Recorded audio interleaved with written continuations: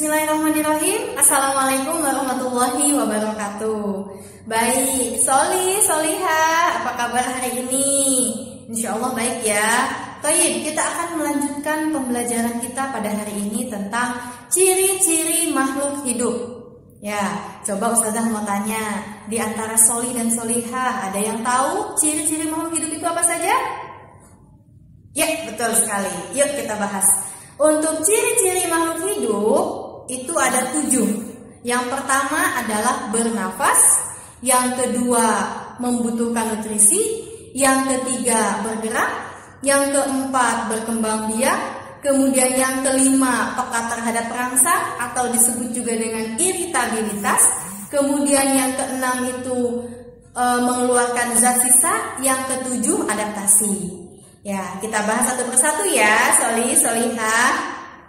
Untuk yang pertama, bernafas. Bernafas adalah suatu cara yang dilakukan oleh makhluk hidup untuk mengambil oksigen dari lingkungan atau dari udara, kemudian mengeluarkan karbon dioksida dan uap air.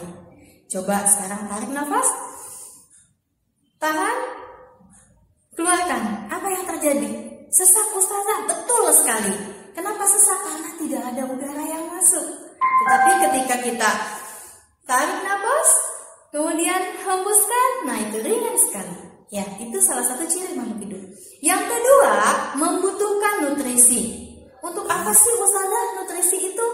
Nah, kita kan beraktivitas. Kita butuh energi. Dari mana energi itu?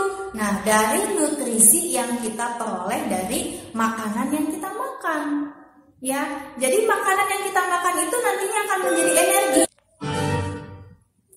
Ya, nutrisi yang kita butuhkan untuk bergerak atau untuk beraktivitas. Selanjutnya yang ketiga, bergerak. Bergerak ini adalah suatu perpindahan posisi.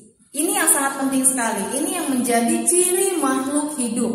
Ya, Ustazah, kan robot juga bergerak. Robot juga berpindah tempat. Kemudian apalagi motor, mobil, mereka bergerak, mereka berpindah tempat dari satu kota ke kota yang lain. Ya, nah motor, mobil, kemudian robot itu dikendalikannya oleh apa? Oleh mesin. Jadi mereka bisa bergerak, tetapi menggunakan mesin. Jadi mereka tidak dikategorikan menjadi makhluk hidup atau tidak dikategorikan makhluk hidup. Ya, oke. Selanjutnya berkembang biak. Berkembang biak adalah salah satu cara yang digunakan oleh makhluk hidup untuk mempertahankan jenisnya. Ya, jadi supaya tidak punah, makanya kita harus berkembang biak.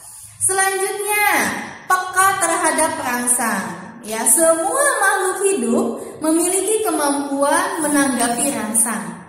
Ya, sebagai contoh, ketika kita menyentuh daun putri malu atau mimosa pudica, maka dia akan langsung mengkerut. Atau ketika cuaca panas, apa yang kita lakukan? Kipas, ya, atau menggunakan baju yang tipis. Ya, kenapa? Karena ada rangsangan panas. Ya, atau misalkan ketika kita merasa dingin, ya maka kita menggunakan jaket, menggunakan selimut. Nah, itu peka terhadap perangsang. Kemudian yang selanjutnya adalah mengeluarkan zat sisa seperti keringat. Ya, keringat ini adalah salah satu zat sisa, zat yang sudah tidak dibutuhkan lagi oleh tubuh, zat sisa metabolisme, ya makanya harus dikeluarkan. Kemudian apalagi feses, feses juga merupakan hasil, ya hasil dari metabolisme yang sudah tidak digunakan lagi oleh tubuh, makanya harus dikeluarkan. Ya, yang terakhir adaptasi. Adaptasi ini adalah salah satu cara yang digunakan oleh makhluk hidup untuk menyesuaikan diri dengan lingkungannya.